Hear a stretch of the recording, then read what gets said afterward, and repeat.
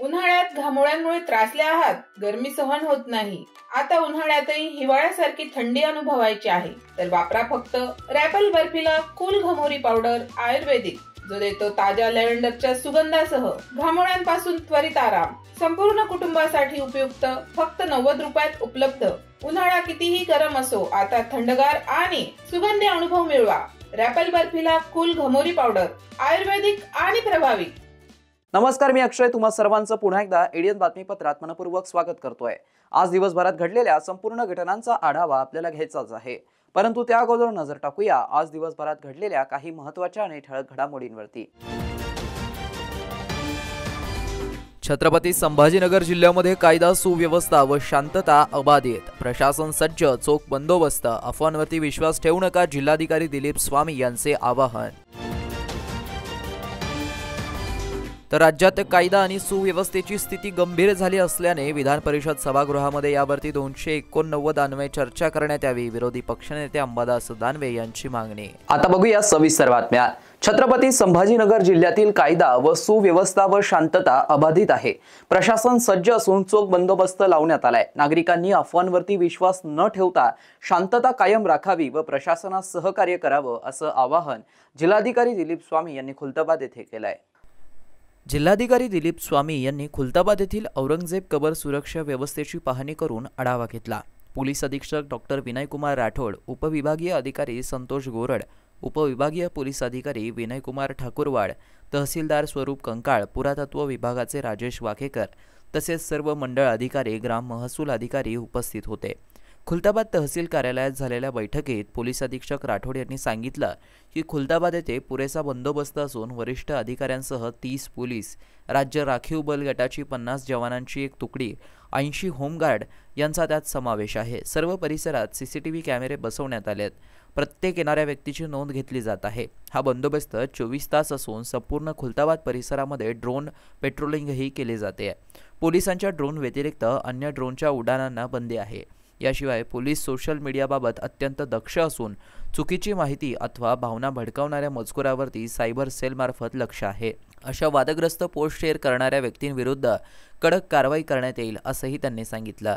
याशिवाय प्रत्येक गावातील पोलीस पाटलांनी त्यांच्यामार्फत ग्रामसुरक्षा ॲपवरती माहिती द्यावी.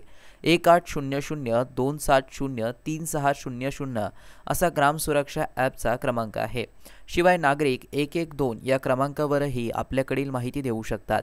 आपल्या परिसरात शांतता राखणं हे आपलं कर्तव्य असून नागरिकांनी प्रशासनाला सहकार्य करावं, असं त्यांनी सांगितलं. जिल्हाधिकारी दिलीप स्वामी यांनी सांगितलं की गावामधील संशयास्पद व्यक्तींच्या हालचालीवरती लक्ष ठेवावं, त्याबाबत तात्काळ पोलिसांना सांगावं, सतर्क व सजग राहावं. गाव पातळीवरती माहिती देऊन ग्रामस्थांनाही माहिती देण्यास सांगावं. सर्व विभागाच्या कर्मचाऱ्यांनी परस्परांशी संपर्क साधावा, असंही त्यांनी सांगितलं. अफवांवरती विश्वास ठेवू नये, सोशल मीडियावरही लक्ष ठेवावं. आक्षेपार्ह मेसेज पाठवले जात असल्याचं निदर्शनास आल्यास तात्काळ पोलिसांना कळवावं, असे निर्देश जिल्हाधिकारी दिलीप स्वामी यांनी ग्रामपातळीवरील यंत्रणेला दिले. नमस्कार, मी दिलीप स्वामी, जिल्हाधिकारी तथा जिल्हा दंडाधिकारी छत्रपती संभाजीनगर बोलतोय. आपणा सर्वांना विनम्र आव्हान आहे.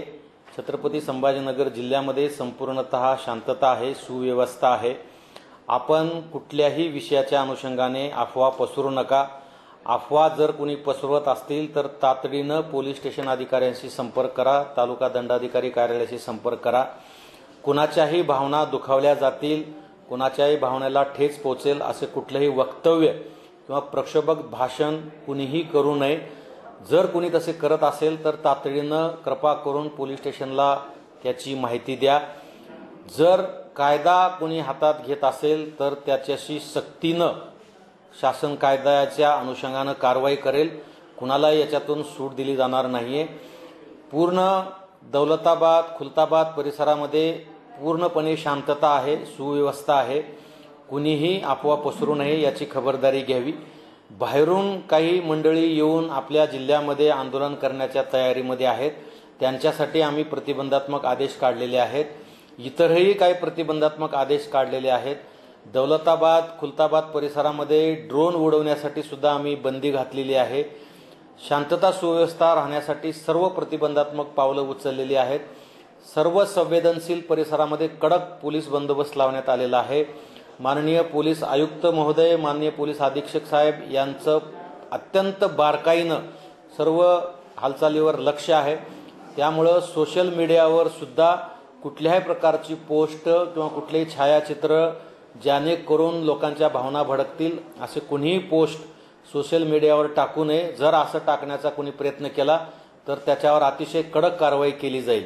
जिल्ह्यातील तमाम नागरिकांना माझी विनंती आहे, आपला जिल्हा अतिशय शांततामय मार्गाने प्रगती करत आहे. त्या प्रगतीच्या मार्गात अडथळा येणार नाही यासाठी सर्वांनी शासनाला, प्रशासनाला मदत करावी आणि आपल्या जिल्ह्यातील शांतता सुव्यवस्था अबाधित राखावी. धन्यवाद.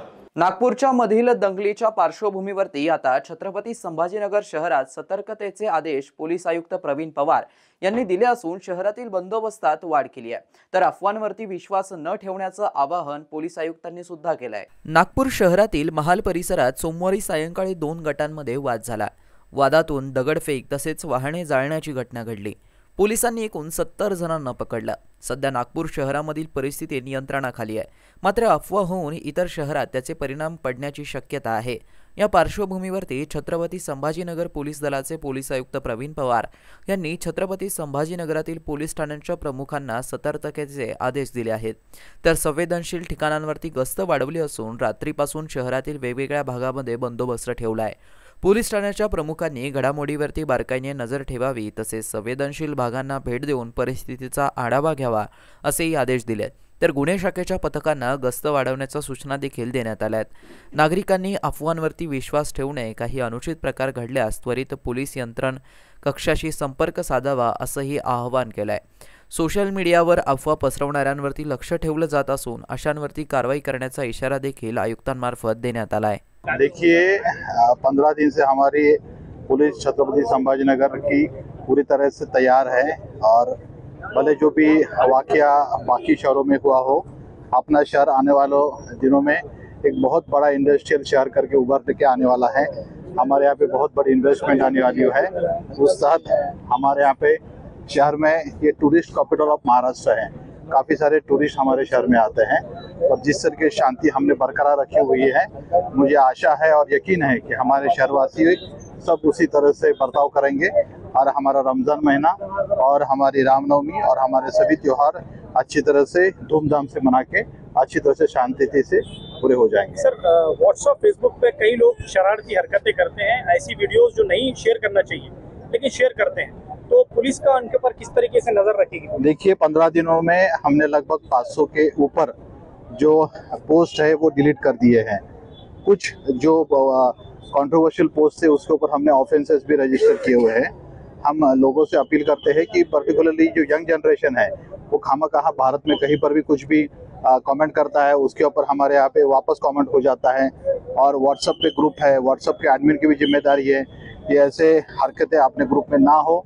और जो गलत तरीके जो डीपी रखे जाते हैं, गलत तरीके से जो मैसेज फैलाए जाते हैं, उसके ऊपर हम नजर रखे हुए हैं. हम लोग उसमें ऑफेंस रजिस्टर करेंगे और उनके ऊपर कड़ी से कड़ी कारवाई करेंगे. छत्रपती संभाजीनगर जिल्ह्यातील कायदा व सुव्यवस्था व शांतता अबाधित ठेवण्यासाठी प्रशासन सज्ज असून चोख बंदोबस्त लावण्यात आलाय. नागरिकांनी अफवांवरती विश्वास न ठेवता शांतता कायम राखावी असं आवाहन पोलीस अधीक्षक डॉक्टर विनय कुमार राठोड यांनी केलंय. नमस्कार, मी डॉक्टर विनय कुमार राठोड, SP छत्रपती संभाजीनगर. आज काल जे छत्रपती संभाजीनगर व पर्यायाने महाराष्ट्रामध्ये जे काही वातावरण निर्माण झालं आहे त्या अनुषंगाने आपल्याशी हेतुगुज साधायला आलो आहे. खुलताबाद या ठिकाणी आम्ही 24 तास बंदोबस्त नेमलेला आहे. मुबलक प्रमाणात बंदोबस्त नेमलेला आहे, ज्यामध्ये लोकल पोलीस कॉम्पोनंट, त्याचबरोबर SRPF प्लाटून्स, होमगार्ड्स, ASIचे स्टाफ यांच्या माध्यमाने पूर्ण परिसर आणि गावात मुबलक प्रमाणात बंदोबस्त नेमण्यात आलेला आहे. आपल्या माध्यमाने मी हे सुद्धा सांगतो की या सदरच्या ठिकाणी CCTVचं मॉनिटरिंग कंटिन्युअसली 24 तास चालू आहे. ड्रोनचा उपयोग करून कुठेही असामाजिक तत्व काही दुष्कृत्य करत आहेत का यावर सुद्धा आमची कडी नजर आहे. मी आपल्या माध्यमाने पुन्हा एक विनंती करीन सर्व युवकांना व नागरिकांना की कोणत्याही प्रकारच्या अफवांवर विश्वास ठेवू नका आणि अशा अफवा या रील्स किंवा कोणत्याही सोशल मीडियाच्या माध्यमाने पसरवू नका. त्याने नुकसान आपलंच होणार आहे, आपल्या समाजाचंच होणार आहे. या माध्यमाने आपल्याला अजून एक माहिती मी देऊ इच्छितो की कोणत्याही प्रकारची माहिती आपल्याला पोलीस यंत्रणेला द्यायची असेल तर आपला ग्राम सुरक्षा ॲप याचा नंबर आपण नक्की वापरावा. त्याचा नंबर आहे 1800-270-36. राज्यात मागील 5-6 महिन्यांपासून सातत्यानं कायदा सुव्यवस्थेवरती प्रश्नचिन्ह उपस्थित होईल अशा घटना घडत आहेत. राज्यात कायदा व सुव्यवस्थेची स्थिती गंभीर झाली असल्याने विधान परिषद सभागृहामध्ये यावरती 289 अन्वये चर्चा करण्यात यावी अशी मागणी विरोधी पक्षनेते अंबादास दानवे यांनी केली आहे. वर्ष 6 महिन्यामध्ये सातत्यानं या महाराष्ट्रामध्ये दररोज काही ना काही अशा घटना घडतायत. नागपूरची दंगल असेल, आता प्रश्नोत्तराच्या तासात झालेला बदलापूरचा एक नराधम नवनोट, त्याच्यावर केसेस असतील, स्वारगेटमध्ये झालेली घटना असेल, बीडची मस्साजोगची घटना असेल, परभणीची घटना असेल, नंतर बुलढाण्यामध्ये देऊळगावला एका शेतकऱ्याने केलेली आत्महत्या असेल, एका शिक्षकाने आश्रमशाळेच्या शिक्षकाने केलेली आत्महत्या, आणि असे सगळे वेगवेगळे सायबर गुन्हे, महिलावरील अत्याचार, गँग वॉर, पुण्यामधील गँग वॉर, वेगवेगळ्या पद्धतीनं सत्ताधारी पक्षाचेच बऱ्याच लोकप्रतिनिधी, मंत्री हे या राज्याचा सामाजिक सौहार्द बिघडेल अशा पद्धतीनं करणारं त्यांचं वक्तव्य. त्याचप्रमाणे मस्साजोगच्या घटनेमध्ये एखाद्या मंत्र्याचं नाव येणं, एका मंत्र्यावर कोर्टामध्ये दोष सिद्ध होणं, आणि या सगळ्याच्यात गृह राज्यमंत्री आता होते सभागृहात, महिलेविषयी स्वारगेटमध्ये घटना घडली त्याच्याविषयी त्यांचं वक्तव्य असणं, आणि म्हणून ते नाही दुसरे ते वेगवेगळ्या बँका असतील, पतसंस्था असतील, इथल्या या माध्यमातून सर्वसामान्य जनतेची लूट. शहरवासियांना एक सुवर्ण संधी. तुम्ही एखादा व्यवसाय करताय का? मग एडीएन वरती जाहिरात करा आणि मिळवा व्यवसायात मोठा फायदा. तर वाट कसली बघत आहात? आताच खाली दिसत असलेल्या नंबरवरती संपर्क साधा. आपल्याला अजूनही काही बातम्यांचा आढावा घ्यायचा आहे, परंतु इथे वेळ झाली आहे एका छोट्याशा ब्रेकची. कुठे जाऊ नका, पाहत रहा एडीएन न्यूज.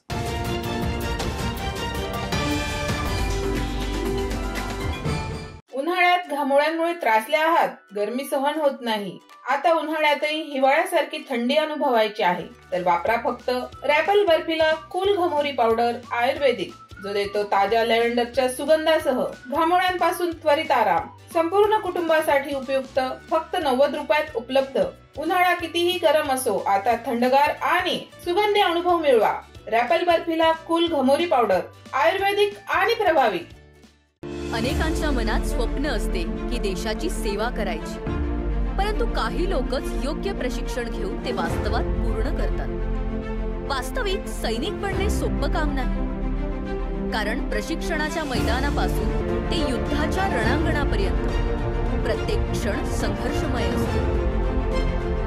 फक्त जो इमानदार, समजूतदार असेल आणि ज्याची इच्छाशक्ती प्रबळ असेल असाच व्यक्ती या क्षेत्रात टिकू शकतो. प्रत्येक वर्षी अनेक परीक्षार्थ्यांना यश प्राप्त होते, ते फक्त आणि फक्त गरुडचे अकॅडमी. पंख आम्ही देतो, उंच भरारी तुम्ही घ्या.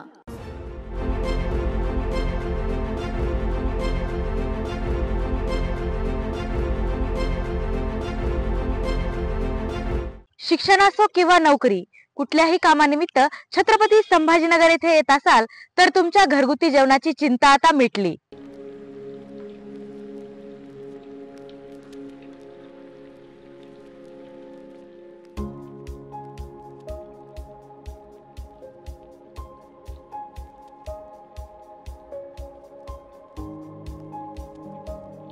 नमस्कार, मी पूजा दातार.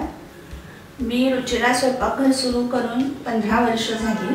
सुरुवातीला रुचिरा स्वयंपाकघर सुरू करताना माझी आवड म्हणून सुरू केलं, पण त्याचं व्यवसायात हळूहळू रूपांतर झालं. रुचिरा स्वयंपाकघर हे स्वतःच्या जागेत 2009 पासून संभाजीनगर खडकेश्वर येथे सुरू आहे. तेथून मला अनेक साऱ्या ऑर्डर्स मिळत गेल्या. एका मोठ्या शाळेचं मला कॉन्ट्रॅक्ट मिळालं होतं. मी रोज 2200 लोकांना जेवण देत होते 5.5 वर्ष. नंतर मी पूर्ण कॉन्सन्ट्रेशन रुचिरा स्वयंपाकघर खडकेश्वर येथे केलं. तेथील फीडबॅक म्हणाल तर सगळी मेडिकलची मुलं जे घरापासून दूर राहतात त्या लोकांना आपल्या घरासारखं जेवण रुचिरामध्ये मिळतं असं प्रत्येकजण आनंदाने सांगत असतो मला. आणि मी तर म्हणते की तुम्ही ते पे करून जेवता, पण ते म्हणतात की नाही, पे हा भाग वेगळा आहे, पण आमच्या शुभेच्छा आणि सदिच्छा जास्त महत्त्वाच्या आहेत. तसंच रुचिरा स्वयंपाकघरात आपण आपल्या घरच्यासारखं अन्नधान्य निवडून, भाज्या निवडून, अतिशय स्वच्छता राखून स्वयंपाक करतो. स्वयंपाकात घरगुती मसाले 80% वापरले जातात. माझा कटाक्ष क्वालिटी मेंटेन करण्यावर असतो, त्यामुळे मी किराणा जास्तीत जास्त चांगल्या क्वालिटीचा आणते. तसंच भाजीपाला जाधव मंडईतून आणते, त्यामुळे ताजा स्वच्छ भाजीपाला मिळतो. त्यामुळे आपल्या स्वयंपाकाची चवही उत्तम राखता येते आणि आरोग्यपूर्ण स्वयंपाक होतो. घरगुती जेवणाच्या चवीसाठी एकदा अवश्य भेट द्या रुचिरा स्वयंपाकघर येथे. मस्त मास्क पहना रे तूने. Thank you sir. वो जान बचाने के लिए पहनना पड़ता है ना सर. रेडीमेड है या टेलर मेड है? ऑनलाइन ऑर्डर किया है सर. एक और है क्या? है ना सर. देना. बहुत मस्त लगे आपको. ये ना सर. सर ना भाई, जान बचाने के लिए बाइक चलाते वक्त सिर्फ खोपड़े पे मास्क पहनेगा तो खोपड़े को कौन बचाएगा? समझ गया सर. हेलमेट ऑनलाइन ऑर्डर कर, वरना हमेशा के लिए ऑफलाइन हो सकता है. Okay sir. ये ले. चल हम ये भी ऑनलाइन भर दे. हेलमेट पहने, ट्रैफिक नियमों का पालन करे, जिंदगी के सफर को सुरक्षित रखे.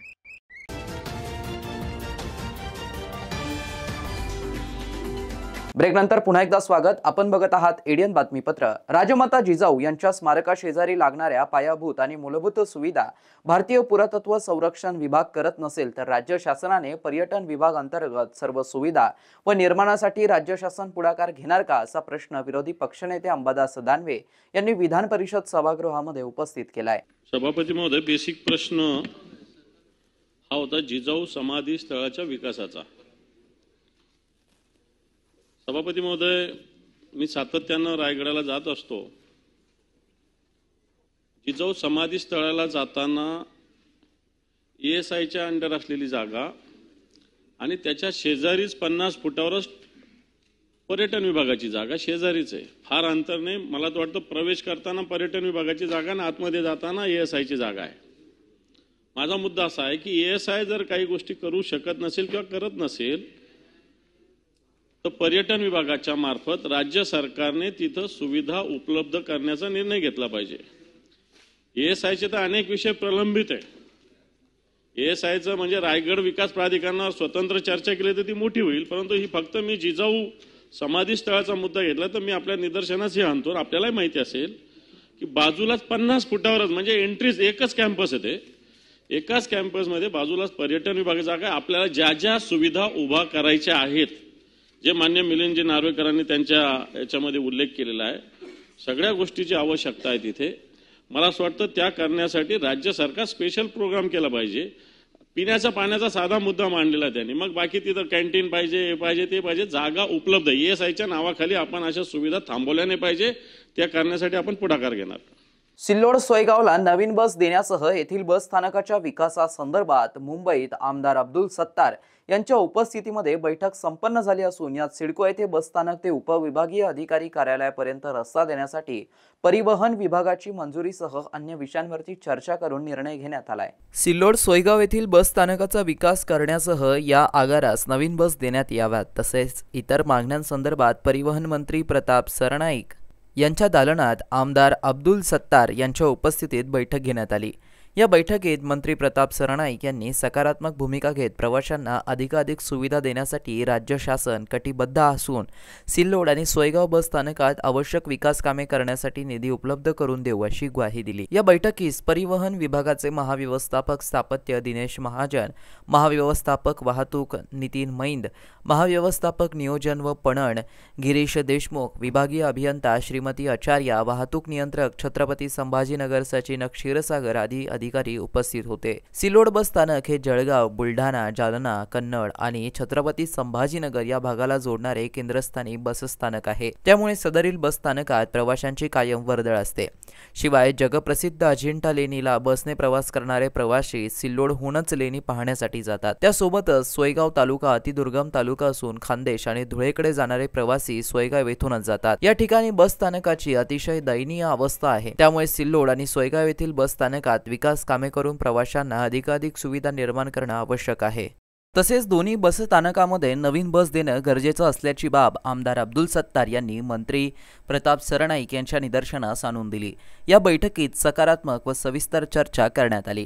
या बैठकीत सिल्लोड बस स्थानक ते उपविभागीय अधिकारी कार्यालयापर्यंत जाण्यासाठी रस्ता देण्याचा प्रस्तावास परिवहन मंत्री प्रताप सरनाईक यांनी मंजुरी दिली आहे। सिल्लोड येथील उपविभागीय अधिकारी कार्यालय, नगर परिषद, रजिस्ट्री ऑफिस, कृषी उत्पन्न बाजार समिती, मुख्य व्यापारपेठ व जुनेगावकडे जाण्यासाठी मेन रोडवरून जावं लागत होतं। या भागात जाण्या येण्यासाठी एकच रस्ता असल्याने मेन रोडवरती मोठ्या प्रमाणामध्ये वर्दळ होऊन अनेक वेळा वाहतुकीची कोंडी होत असे। त्यामुळे अनेक वेळेस अपघाताच्या घटना घडल्या। त्या अनुषंगाने यासाठी एक पर्यायी रस्ता असावा यासाठी आमदार अब्दुल सत्तार यांनी उपविभागीय अधिकारी कार्यालयाला लागून असलेल्या बस स्थानकाच्या जागेतून उपविभागीय अधिकारी कार्यालयाच्या बाजूने किमान 30 फूट रस्ता देण्याची मागणी करण्यासाठी पाठपुरावा केला होता। मुंबईत आज झालेल्या बैठकीत हा विषय निकाली काढण्यात आला। नागरिकांची गरज व वाहतुकीची होणारी कोंडी लक्षात घेता आज मंत्री प्रताप सरनाईक यांनी 15 फूट रस्ता मंजूर केला। याबद्दल आमदार अब्दुल सत्तार यांनी प्रताप सरनाईक व परिवहन विभागाचे आभार देखील मानले। नागपूर आज जातीयवादाच्या आगीत जळत असल्याचा आरोप समाजवादी पक्षाचे नेते अबू आसिम आझमी यांनी केला असून सर्व हिंदू मुस्लिम बांधवांनी शांतता राखली पाहिजे आणि परस्पर बंधुभाव वाढवावा असं आवाहन केलंय। मुझे बहुत अफसोस है, दुखी हूं मैं कि आज वो नागपुर जहां कभी भी सांप्रदायिक दंगे नहीं हुए, सब भाई भाई की तरह से रहते थे, उस नागपुर में इतना बड़ा फसाद हो गया, कितने लोगों को चोट आ गई। बस मैं एक ही बात कह सकता हूँ कि हमारा देश गंगा जमुनी तहजीब का देश है, किसी के भड़काने पे मत आइए।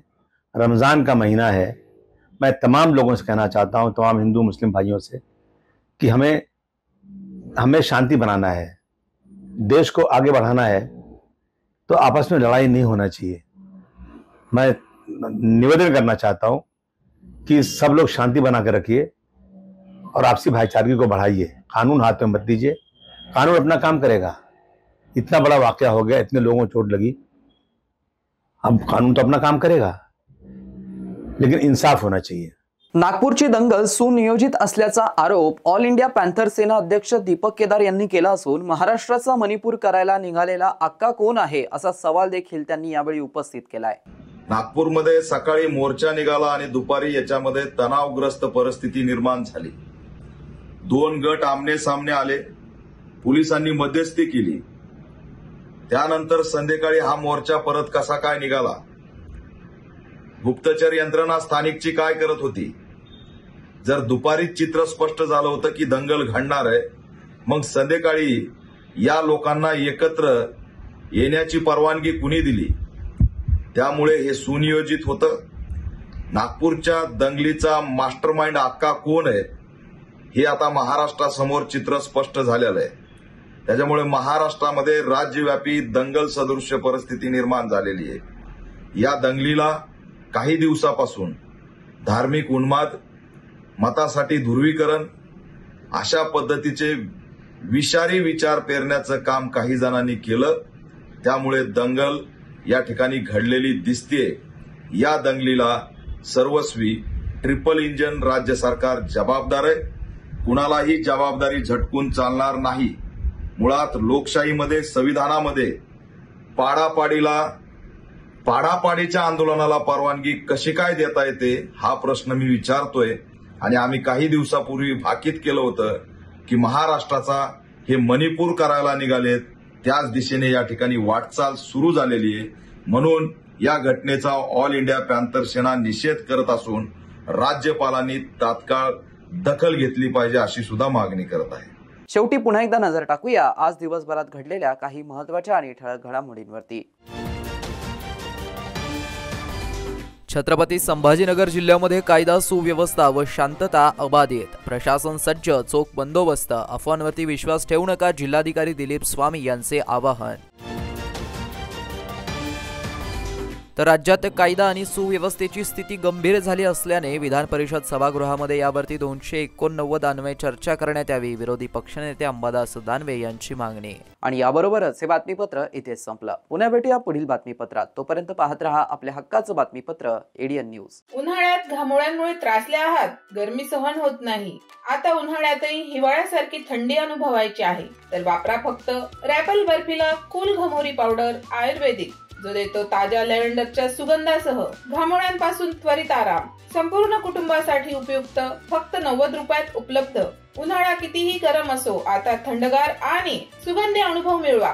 रॅपल बर्फीला कूल घमोरी पावडर आयुर्वेदिक आणि प्रभावी.